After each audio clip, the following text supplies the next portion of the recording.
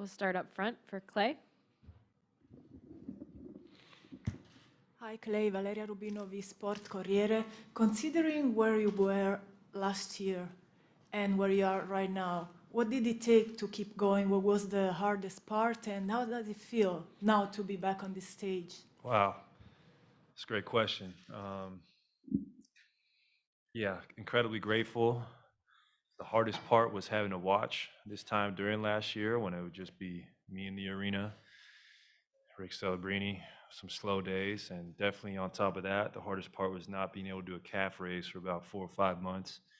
So that was very tedious and took incredible amount of work. And then what it means to be here is it's just awesome. I'm just incredible. I wish, I mean, we were up 2-1 or 3-0, but that's not the case, and still a great opportunity ahead. And I'm just going to try and seize the moment, knowing what the last 2 years entailed for me. I'm just, nothing's guaranteed in this league, so I'm just trying to soak it all in. You mentioned the 2015 vibes last night after the game. In 2015, you guys had a move to make. You put Andre in and took Bogut out. Do you feel right now you guys have a move in your back pocket to make, or is it more just on playing better with who's been playing? I think it's answer B. I think it's just playing better, playing harder, playing as a unit. I don't think we need to make incredible adjustments. I just think we need to come out with that force, that Warriors brand of ball that has been so successful this past decade. CJ here in the middle. Clay, what's your routine like on these rest and recovery days? Uh, well, gotta properly hydrate, eat healthy, Normatex, some deep tissue massages, and then hopefully get outside and get some fresh air. Read a book, watch a movie, try and get your mind off things. Maddie on the left.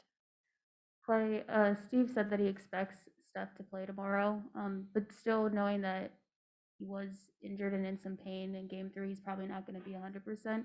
Do you guys feel like you need to take responsibility to maybe step up your game to help more or like take some pressure off him? Definitely, I think we just need to help Steph in general. He's been incredible this series. So we'll all do our best. I think we'll respond.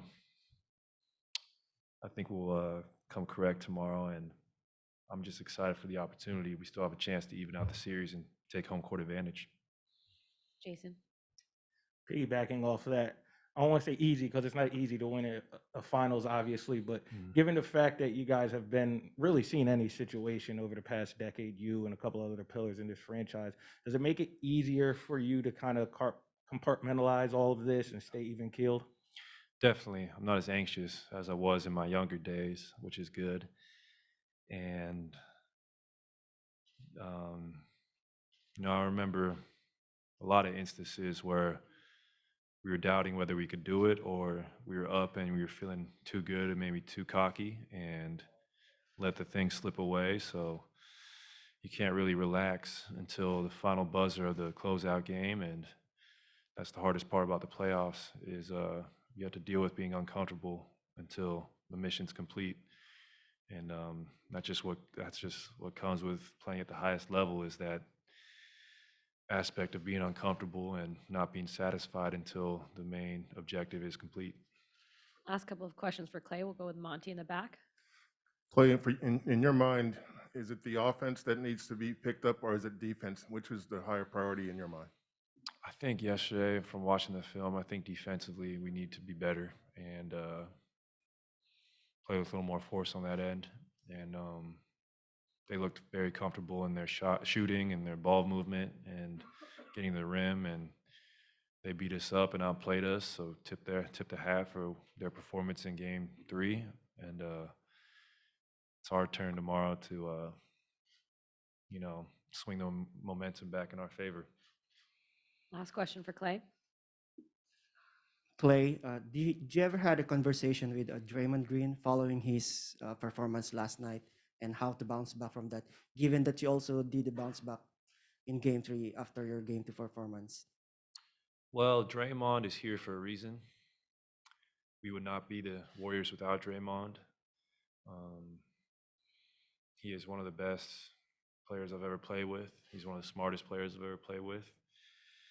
And all of us are human. We're not immune to a bad night or two.